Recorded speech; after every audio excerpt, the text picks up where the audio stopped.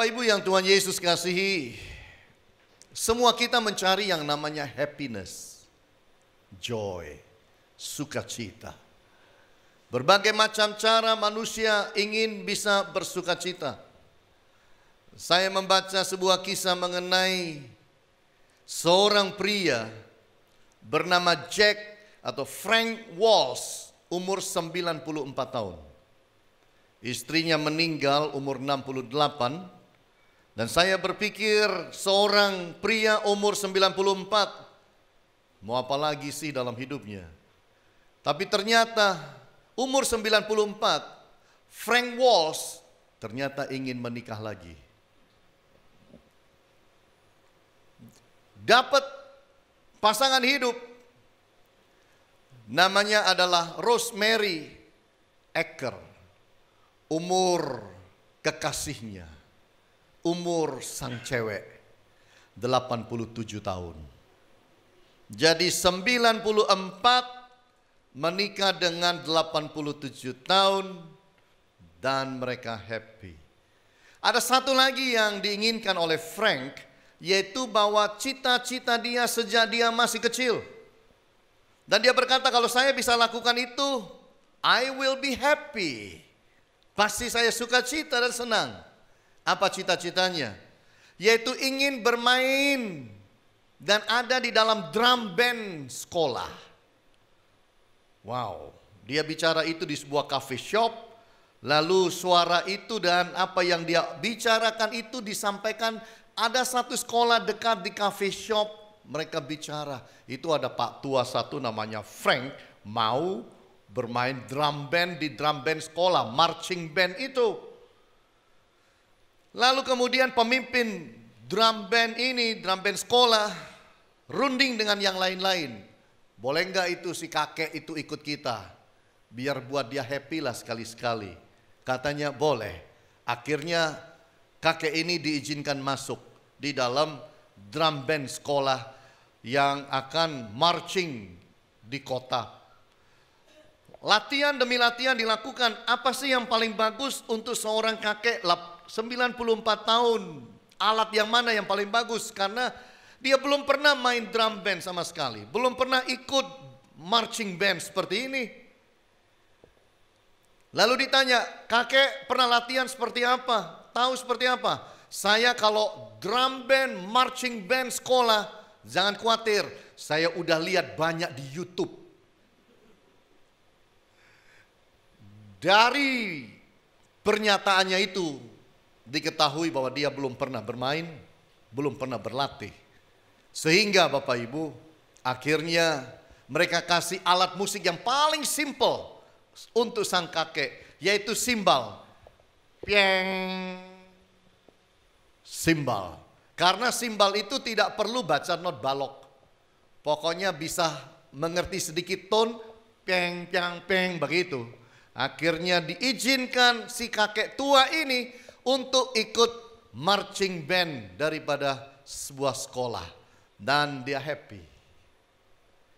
Saudara, happy-nya karena apa? Apalagi Natal begini. Shopping, holiday, makan-makan, kumpul keluarga. Macam-macam cara kita untuk membuat kita itu happy, bahagia, joyfully. Tapi mari saya ingin bawa kita melihat bahwa sukacita kita tidak semata-mata Bapak Ibu hanya dari apa yang kita cari seperti itu. Allah pun memberi jawaban bagaimana kita bisa bersukacita. Itu sebabnya saya ingin bicara mengenai living joyfully, untuk membawa kita mengerti dari perspektif Allah. Kalau di dalam dunia ini tidak ada lagi alasan kita bersukacita, kita masih bisa dapatkan alasan dari Allah. Kita masih bisa dapatkan alasan dari firman. Kita masih bisa dapat alasan dari kebenarannya. Karena orang yang bersukacita dengan segala sesuatu yang dia bisa cari di dunia ini, sukacita itu bisa naik turun Bapak Ibu. Mengapa? Kadang-kadang kita dapat, kadang-kadang kita tidak dapat. Kadang-kadang kita dapat dan hilang barang tersebut atau apa yang kita cari itu. Dan kita harus kemudian melatih diri mencari sesuatu yang baru. Sesuatu yang baru untuk membuat kita bahagia dan happy. Tapi mari lihat di dalam kebenaran firman ada 3 bukti kuat yang Allah berikan untuk saudara dan saya untuk supaya kita bersuka cita. Apakah kita punya dasar sukacita secara jasmani atau tidak? 3 ini akan membuat Anda bersuka cita. Nah, apa yang pertama? Yang pertama adalah the creation. Penciptaan alam semesta ini harus membuat saudara dan saya bahagia. Dengan apa yang Allah ciptakan di atas muka bumi ini harus memberikan sebuah gambaran, perspektif buat saudara dan saya untuk kita bahagia. Kalau kita memahami dan mengerti Allah menciptakan alam semesta ini adalah buat kita. Pikir baik-baik, Allah ciptakan alam semesta ini mau untuk siapa? Diciptakan Allah dari hari pertama, hari kedua, hari ketiga, hari keempat, hari kelima. Itu semua diciptakan adalah untuk manusia. Dengan tahu rencana Allah yang seperti ini, dengan tahu apa yang Tuhan sudah lakukan seperti ini, itu harus membawa kita menjadi umat yang bahagia dan berkata, terima kasih bahwa aku menyembah Allah yang baik. Terima kasih bahwa aku menyembah Allah yang sungguh-sungguh memperhatikan. Allah tidak menciptakan manusia di hari ketiga atau hari keempat karena belum ada apa-apanya. Allah ciptakan segala sesuatu itu komplit, sempurna, baru Dia ciptakan manusia supaya manusia bisa menikmati. Bahkan Allah menciptakan manusia untuk tujuan yang baik. Kadang-kadang kalau kita mengalami masalah, Bapak Ibu, seringkali kita berpikir bahwa kenapa sih Tuhan ciptakan saya hanya untuk membuat saya menderita? Kenapa sih Dia izinkan penderitaan itu masuk dalam hidup saya? Kenapa sih saya harus mengalami kegagalan hidup? Kenapa sih saya harus mengalami kehancuran hidup? Seperti baru-baru ini Ibu Agnes berulang tahun lalu mengajak ladies, pengurus-pengurus wanita untuk pelayanan misi di bawah kolong jembatan di daerah Demak. Saya hidup di Surabaya dari umur 3 sampai sekarang ini. Baru pertama kali juga masuk ke daerah kumuh seperti itu. Jembatan tol yang kita lihat selalu tinggi, itu ternyata ada yang daerah yang rendah. Sehingga masuk pun kita harus bungkuk-bungkuk. Kalau tidak kena kepada jembatan tol itu. Nah, di situ saya melihat bagaimana orang-orang hidup sangat-sangat sederhana. Sepeda motor bisa lewat di bawah jembatan yang pendek begitu. Ada kasur di situ, ada orang tidur di situ. Pintu di sini masuk ke dalam harus jongkok di dalam rumah tangga. Begitu menderita kehidupan mereka.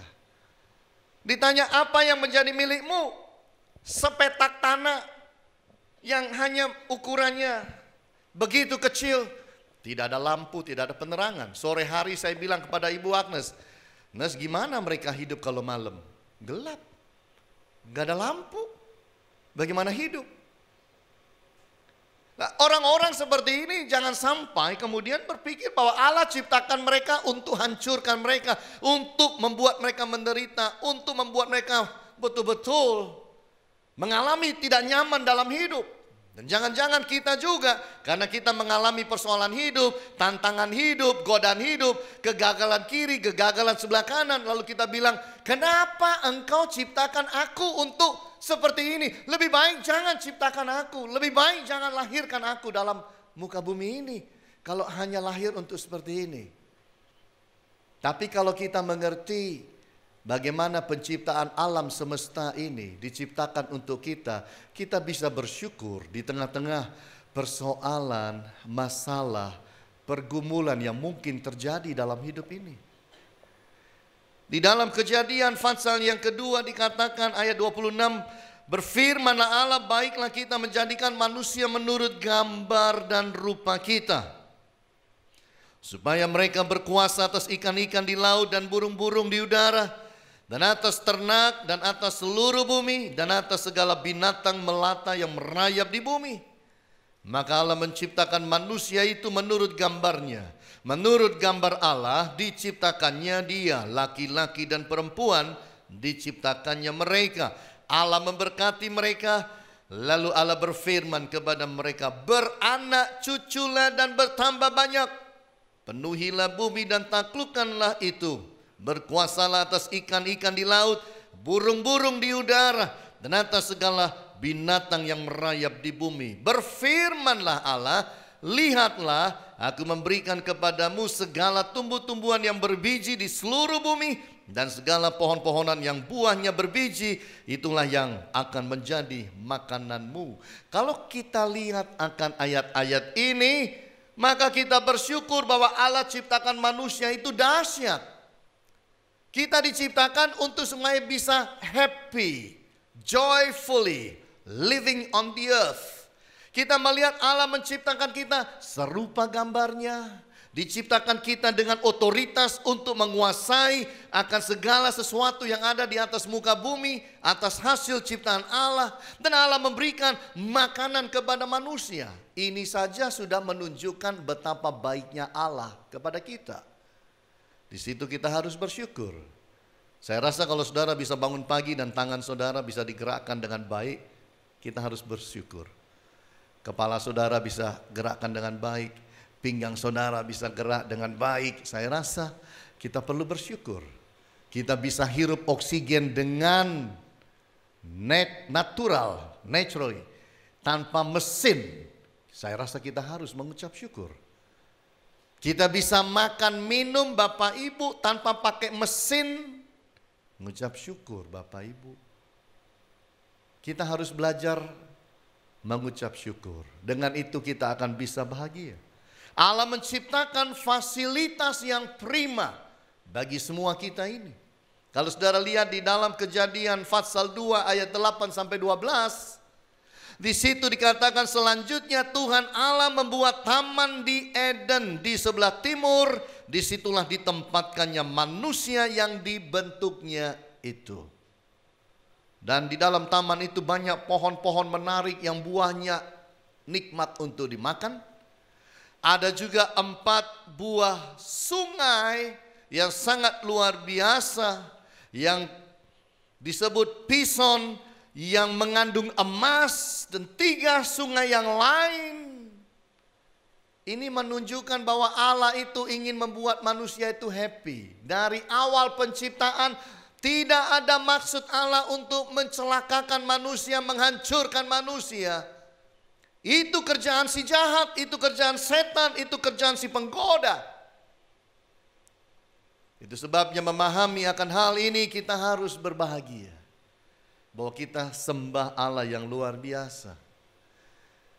Kalau kita ulang tahun lalu tiba-tiba dikasih surprise party oleh teman kita, keluarga kita, senang banget kita. Tidur-tidur tiba-tiba pintu kamar dibuka, anak-anak semua komplit bawakan kue tart dengan lilin-lilin, lalu berkata, happy birthday to you. Mami, bangun dong mami, happy birthday. Kaget, maminya bangun, lihat anak-anaknya bawa akan surprise, cake buatnya. Suaminya pegang HP, rekod semuanya, tidak peduli pakai piyama, dan kemudian di rambut masih ada roll rambut, wajah masih pakai obat jerawat, upload semuanya. Dan tidak ada yang marah karena happy, diperlakukan happy banget karena diperlakukan dengan sangat baik. Bukankah Allah perlakukan kita dengan sangat baik? Saya ingat beberapa tahun yang lalu, Ibu Agnes berulang tahun. Teman baiknya dari Hong Kong datang, namanya Lily. Dia datang khusus di hari ulang tahunnya, terbang khusus sampai di Surabaya.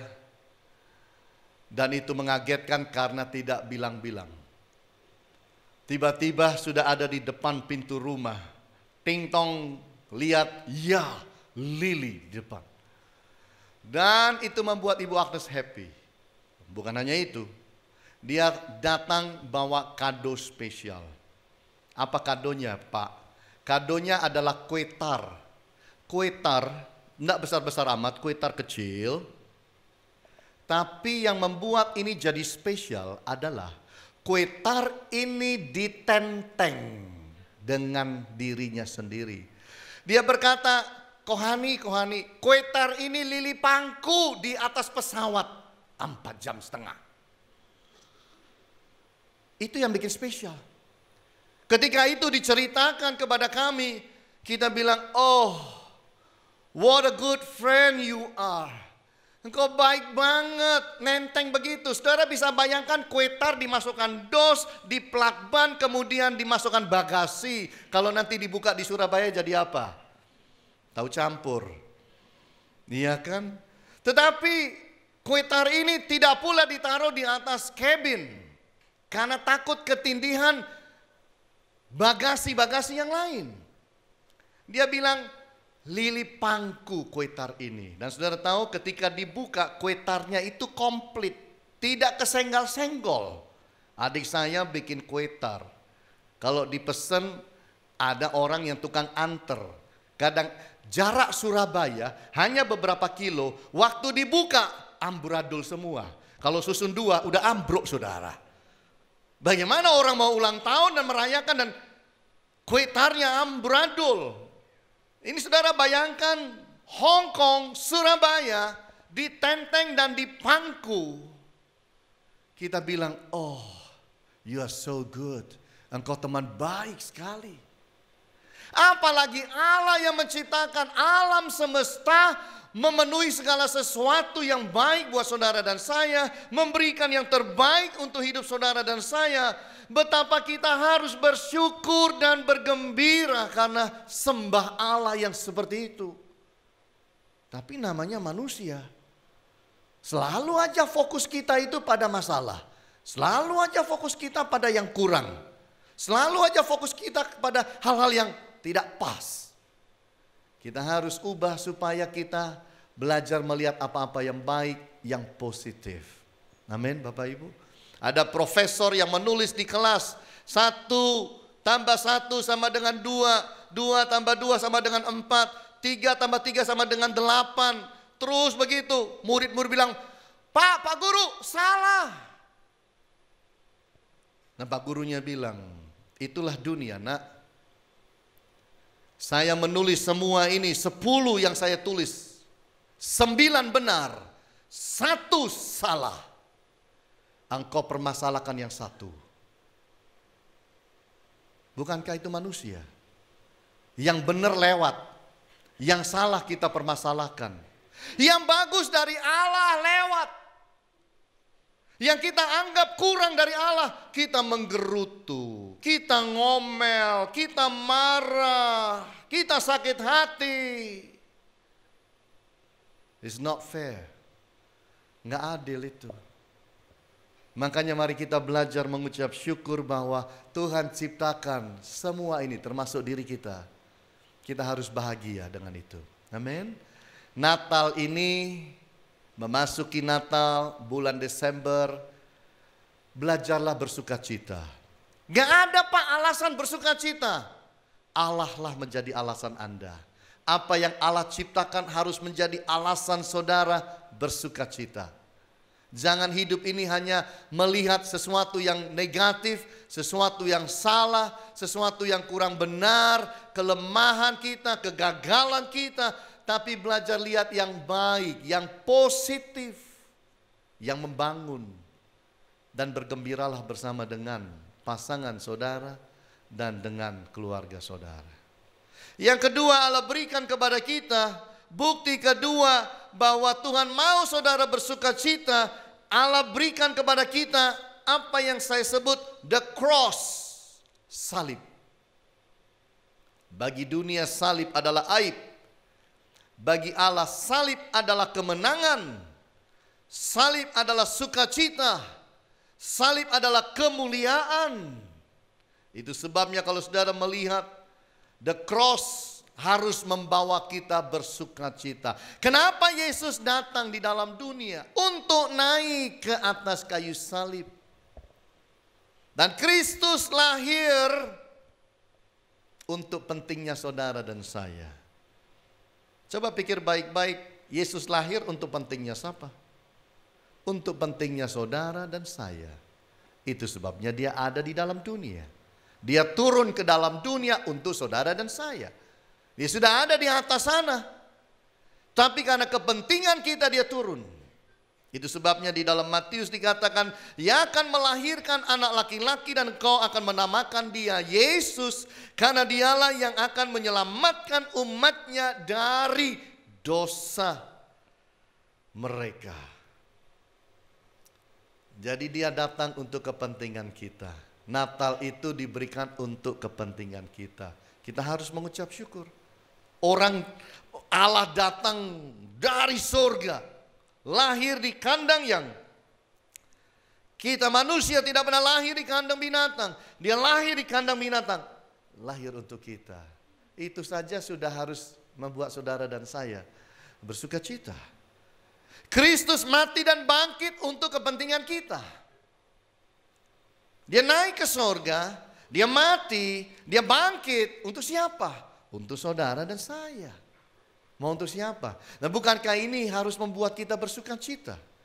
Ada yang mau mati bagi kita, kita harus bersuka cita. Kita harus bersyukur. Matius 27 ayat 54 dikatakan, kepala pasukan dan prajurit-prajuritnya yang menjaga Yesus menjadi sangat takut ketika mereka melihat gempa bumi dan apa yang terjadi, lalu berkata, sungguh ia ini adalah anak Allah.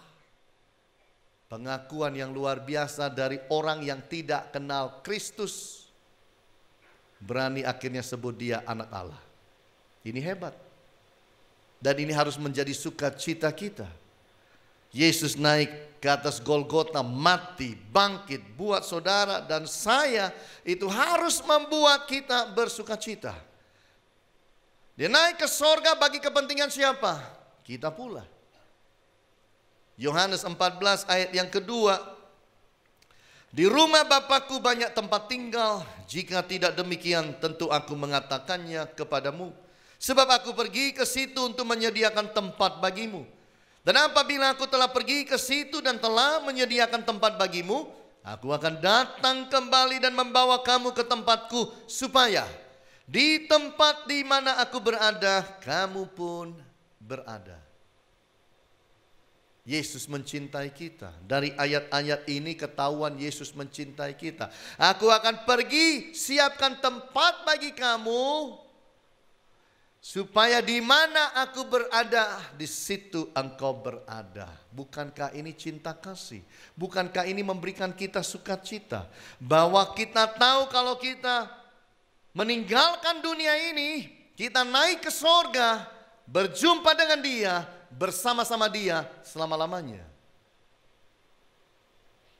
Kita patut bersukacita untuk itu. Lalu saudara bilang begini, alah Pak, bersukacita buat sorga masih lama Pak. Kapan saya mati? Kapan saya masuk sorga? Lah kalau mau ntar malam bilang. Kalau saudara bilang lama. Semua kita mau ke sorga, tapi jangan sekarang. Betul? Bapak Ibu setuju? Iya. Nah, sorga bicara mengenai sukacita itu. Waktu saya SD,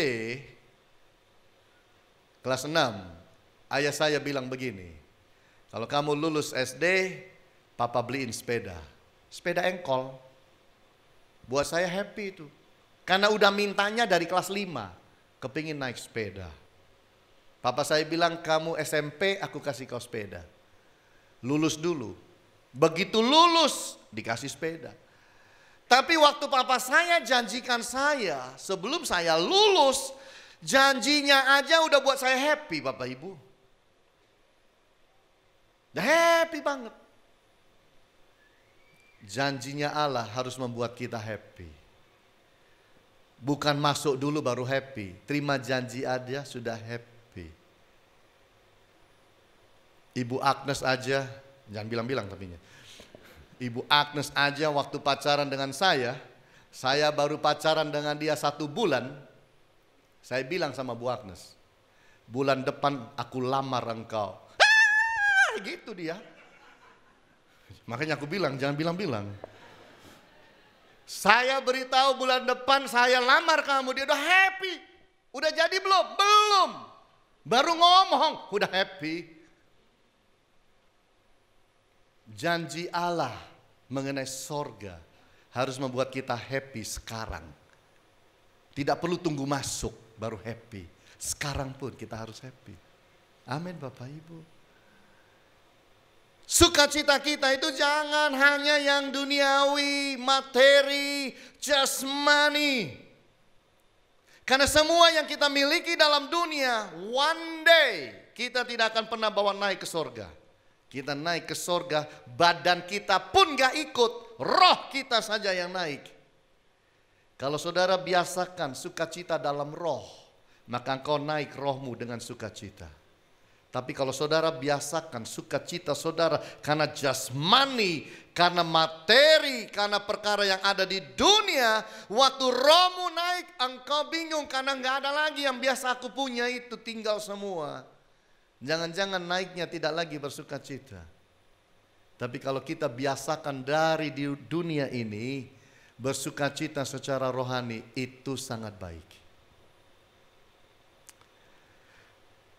Ada penyelidikan survei yang dibuat mengenai Twitter,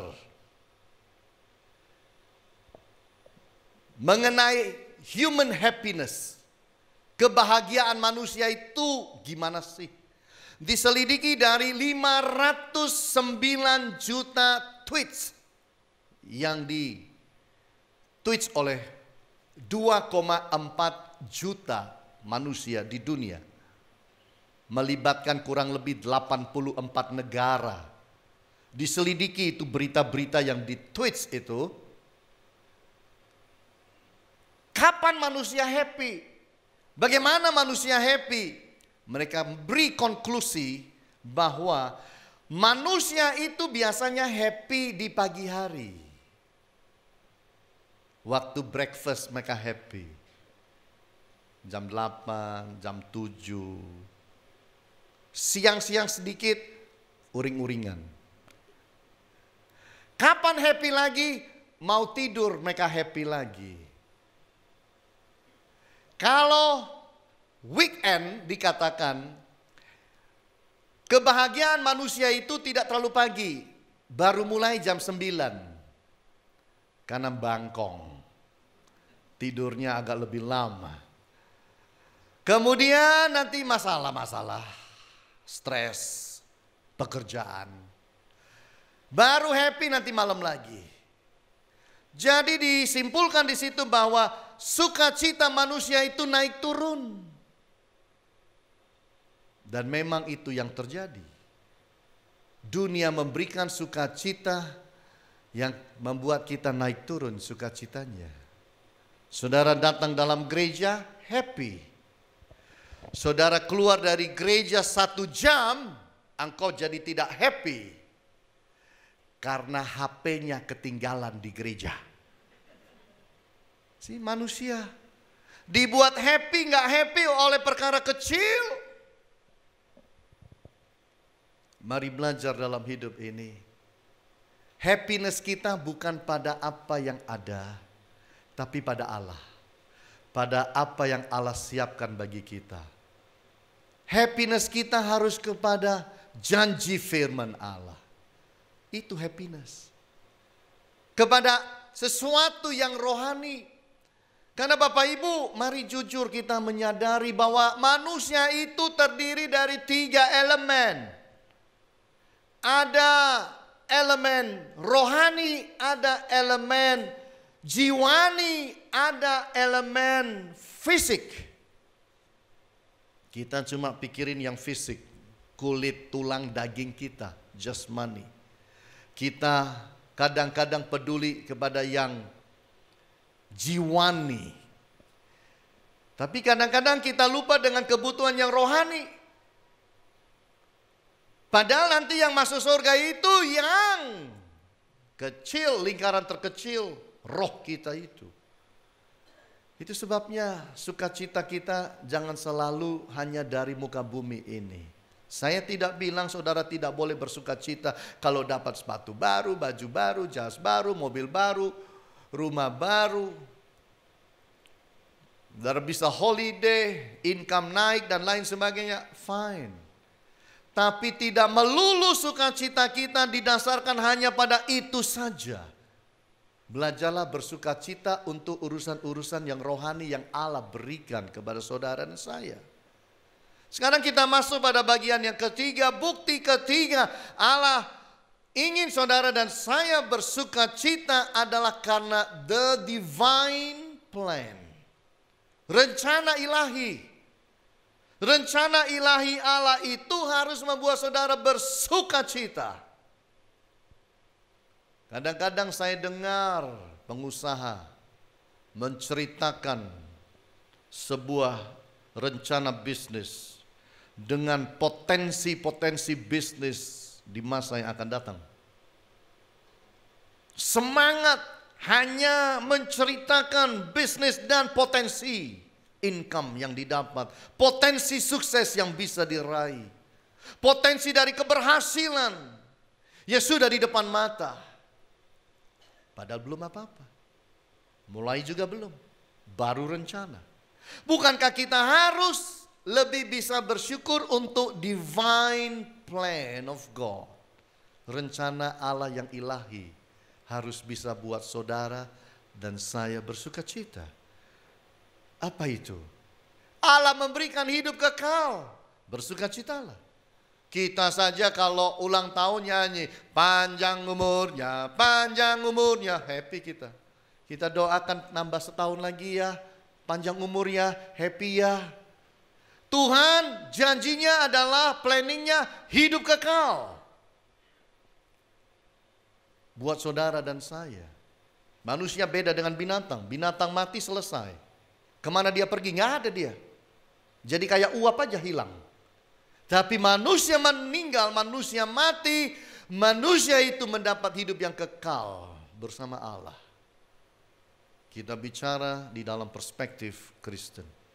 Allah memberikan kita juga kuasa untuk memerintah bersama Dia.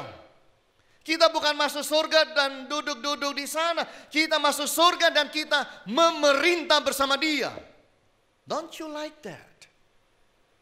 Kita bukan naik surga nyapu-nyapu ngepel. Gak ada debu di sana Bapak Ibu. Gak perlu disapu. Semua sudah mengkilap di sana. Wahyu 22 ayat 5 berkata begini. Dan malam tidak akan ada lagi di sana. Dan mereka tidak memerlukan cahaya lampu dan cahaya matahari. Sebab Tuhan Allah akan menerangi mereka. Dan mereka akan apa? Memerintah sebagai raja sampai selama-lamanya. Siapa ini? Orang yang menjaga iman sampai akhir. Orang yang hidup mengasihi Tuhan sampai akhir.